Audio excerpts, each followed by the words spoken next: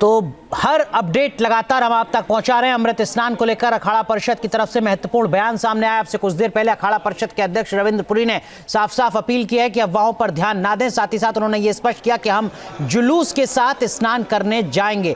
अखाड़ा परिषद परंपरागत तरीके से स्नान करेगा, यह अखाड़ा परिषद की तरफ से कहा गया है। अब से थोड़ी देर में जैसे ही मेला प्रशासन की तरफ से हरी झंडी मिलती है, स्थितियां सामान्य होती हैं, श्रद्धालुओं की भीड़ कम होती है। अखाड़ा परिषद की तरफ से जो तमाम साधु संत हैं उनका अमृत स्नान किया जाएगा, उसी क्रम में होगा। विकास चंद्रा हमारे वरिष्ठ सहयोगी लगातार हमारे साथ बने हुए हैं इस मेला क्षेत्र से। विकास जी, जो समय अलॉट होता है, जाहिर सी बात है जब अमृत स्नान लेट शुरू होगा तो जो तय समय था वो भी कम होगा हर अखाड़े का।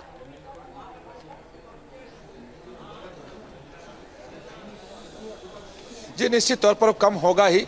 हालांकि देखें कि ये 13 अखाड़े हैं, अलग अलग वो आते हैं, अलग अलग समूह में आते हैं।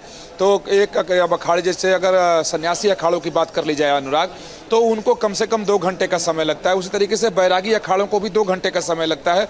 और उदासी अखाड़े 1 से 1.5 घंटे में स्नान कर लेते हैं, चूंकि उनमें संत कम होते हैं। सबसे ज़्यादा जो संत हैं वो सन्यासी अखाड़े में है, उसमें भी जूना अखाड़े में है, तो उनको सबसे ज़्यादा वक्त लगता है। लेकिन अब उस वक्त को ये लोग खुद भी कम करेंगे। खुद रविंद्र पुरी बता रहे थे कि अब उतने ताम झाम के साथ वो लोग नहीं जाएंगे, लेकिन जुलूस लेकर वो जाएंगे और उसके साथ स्नान करेंगे। तो इसके पीछे यही है कि जो सैकड़ों साल, हजारों साल की परंपरा है, वो परंपरा न टूटे, शाही स्नान की। और यहाँ सबसे बड़ी जो बात मुझे कम से कम दिखाई दे रही है अनुराग, आप भी समझ रहे होंगे कि आज कुंभ की पूरी दुनिया में तारीफ इस बात के लिए हो रही है कि जबरदस्त यहाँ पर व्यवस्था की गई है, चाहे वो इंफ्रास्ट्रक्चर की बात हो या चाहे सुरक्षा की बात हो। अगर आज ये शाही स्नान नहीं होता है तो अब तक जिस बात के लिए तारीफ हो रही थी योगी आदित्यनाथ की और उत्तर प्रदेश सरकार की कि क्या उन्होंने आयोजन कराया, अगर एक शाही स्नान न हो तो सब पर पानी फिर जाएगा। और अगले दिन से ही और एक अगले क्षण से ही, दिन क्या, ये होने लगेगी कि ये पूरा नाकाम रहा। पूरी व्यवस्था जो बनाई गई थी वह एक शाही स्नान तक नहीं करा पाई, इसलिए कुंभ की व्यवस्था ठीक नहीं थी। तो ये कोई भी, या तो वो मेला प्रशासन हो या योगी आदित्यनाथ हो या उत्तर प्रदेश की पूरी सरकार हो, लेकिन विकास जी, अगर 3 साढ़े 3 बजे तक का वक्त है अमृत स्नान का और अभी 8:30 बज रहे हैं जब मैं आपसे बात कर रहा हूं, अगर 10 बजे भी मेला प्रशासन कहता है अखाड़ा परिषद से कि आप अपना अमृत स्नान शुरू कीजिए, तो वक्त तो बहुत कम हो गया। जो अमृत स्नान सुबह 7 बजे, सुबह 5 बजे शुरू होता, वो अगर 10 बजे शुरू हो रहा है तो 3 बजे तक कैसे खत्म हो पाएगा? क्या 3 साढ़े 3 बजे तक ही होगा अमृत स्नान या उसके बाद भी हो सकता है, देर रात तक चल सकता है?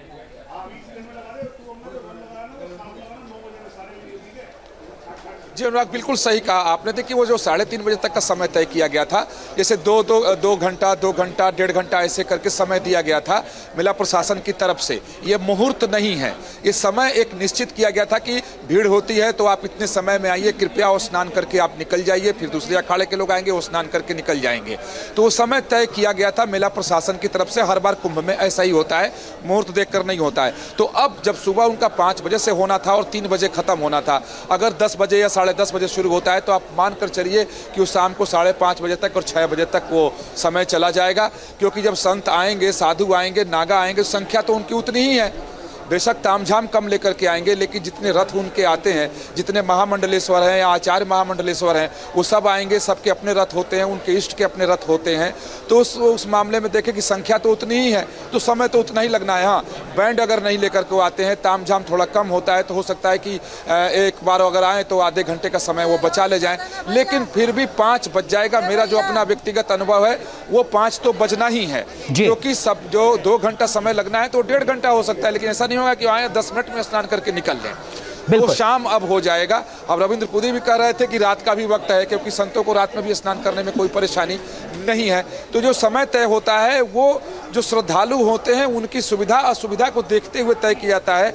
मेला प्रशासन की तरफ से अनुराग ये कोशिश रहती है कि कम से कम समय में अखाड़ों का स्नान हो जाए, वो नदी क्षेत्र से निकल जाए, घाट से निकल जाए, ताकि श्रद्धालु स्नान कर सके। इसलिए आपने बताया कि जो इस वक्त लोग पहुंच रहे थे मेला क्षेत्र में स्नान करने के लिए, उनको मेला क्षेत्र की सीमा से बाहर ही रोक लिया गया है इस भगदड़ के बाद। लेकिन जो इस वक्त मेला क्षेत्र में मौजूद हैं, उनको सुरक्षित बाहर जल्द से जल्द निकाला जाए। क्या ये कोशिश प्रशासन की तरफ से की जा रही है ताकि जो 10 करोड़ श्रद्धालुओं की भीड़ इस वक्त मौजूद है वो कम हो सके?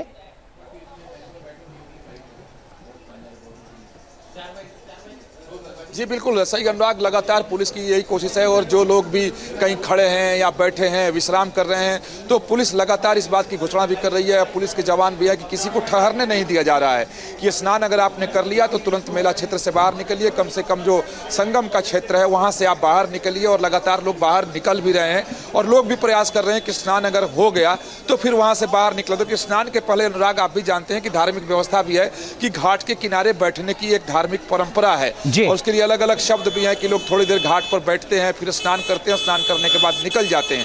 लेकिन अब पुलिस प्रशासन की तरफ से कोशिश है कि लोग रुके बिल्कुल नहीं, अगर स्नान हो गया है तो वो बाहर की ओर निकले। ठीक है, और इसमें कई सारे लोग मुझे ऐसे विकास जी मैं लौटूंगा आपके पास, जरा तस्वीरें भी आप दिखाइएगा किस तरीके की हलचल आपको नजर आ रही है। लेकिन इस बीच जो संत हैं वो क्या कुछ कह रहे हैं, जरा वो दिखाते हैं दर्शकों को।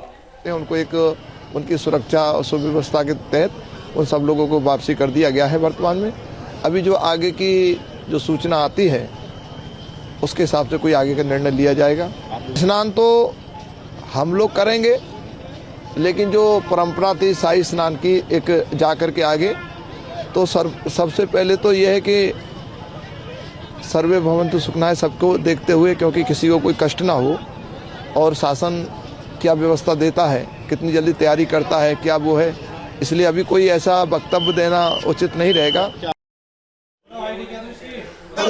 तो आप सुन रहे हैं संतों को जो बता रहे हैं कि किस तरीके की स्थितियां लगातार बनी हुई हैं और किस तरीके से जो अखाड़ा परिषद हैं, अलग अलग अखाड़ों के संत हैं, वो अपनी तरफ से पहल कर रहे हैं, वो अपने जो कार्यक्रम है उसमें बदलाव कर रहे हैं इस भगदड़ के बाद। इस वक्त की बड़ी अपडेट आपको बता रहे हैं, अखाड़ा परिषद की तरफ से ये कहा गया है कि जो अमृत स्नान है वो किया जाएगा। हमारे एक और सहयोगी श्याम तिवारी हमारे साथ जुड़ चुके हैं इस वक्त मेला क्षेत्र से।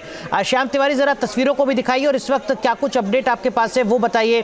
किस तरीके से श्रद्धालुओं की जो संख्या है उसको रोका जाए, किस तरीके से एक बेहतर क्राउड मैनेजमेंट किया जाए, इसके लिए क्या कुछ कदम उठाए जा रहे हैं प्रशासन की तरफ से? श्याम तिवारी प्रशासन को दिखाया कि किस तरीके से जो हेलीकॉप्टर है वो आसमान में मूव कर रहा है, लेकिन कुछ वर्षा का जो समय है, कुछ वर्षा का समय हो गया, थोड़ी देर बाद कुछ वर्षा भी की जाएगी। कुछ वर्षा बताया जा रहा है 2-3 राउंड से कुछ वर्षा होगी और ये हेलीकॉप्टर का मूवमेंट लगातार जो कुंभ मेला क्षेत्र है वहाँ पर दिखाई पड़ रहा है। आप देख सकते हैं कि लगातार जो श्रद्धालुओं का डेला है वो चला आ रहा है। भले ही सुबह हादसा पेश आया है, जिसके बाद भी जो उत्साह है श्रद्धालुओं में इससे कोई कमी नहीं है। हालांकि जो प्रशासन का मैनेजमेंट है वो पहले की अपेक्षा थोड़ा बेहतर देखने को मिल रहा है। जैसे जिस तरीके से सुबह भीड़ को डाइवर्ट किया जाना था उस तरीके से डाइवर्ट नहीं हो रहा था, लेकिन जब हादसा हुआ और उसके बाद जब अधिकारियों ने कमांड कर ली है और ड्रेनेज कंट्रोल किया गया है, इसके बाद से व्यवस्थाओं में थोड़ा सा परिवर्तन दिखाई पड़ रहा है। यहाँ पर आमतौर पर जो स्वाभाविक चीज है